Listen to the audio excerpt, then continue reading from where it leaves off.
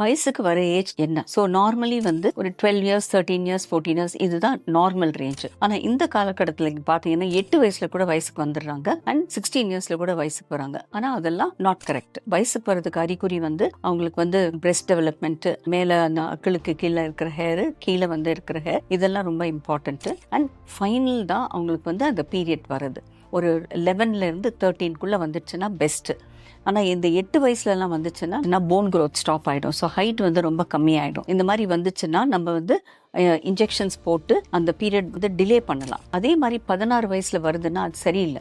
So எந்த வயசுல நான் செக் பண்ணணும் அப்படின்னு கேட்டிங்களா, 14 வயசுல வரலன்னா நமக்கு அது ரொம்ப இம்பார்ட்டன்ட். 13 இயர்ஸ்ல வரலனாலே டாக்டர் கன்சல்டேஷனுக்கு போகலாம், ஹார்மோன்ஸ் செக் பண்ணலாம், ஸ்கேன் பண்ணலாம். 14 இயர்ஸ்லையும் வரலன்னா இந்த ஹார்மோன் ஸ்கேன் இதையும் பார்த்துட்டு கேரியோடைப்பிங் XX XYன்னு இருக்கும். ஸோ ஒரு கேர்ளுக்கு வந்து XX தான் இருக்கணும், பாய்க்கு வந்து XY இருக்கணும். சில பேருக்கு XXYன்னு இருக்கும், சில பேருக்கு XY கூட இருக்கும் கேர்ள்ஸ்க்கு. ஸோ இது என்ன அப்படின்றத நம்ம முக்கியமாக பார்க்கணும். ஸோ ஒரு கேரியோடைப்பிங்கு, ஹார்மோன்ஸு, அல்ட்ராசவுண்டு, இது 3 ரொம்ப இம்பார்ட்டன்ட். அந்த கரெக்டான ஏஜுக்கு வரலை அப்படின்னா எதனால் வரல, நம்ம என்ன செய்யணும் அப்படின்றத நம்ம பிளான் பண்ணிக்கலாம்.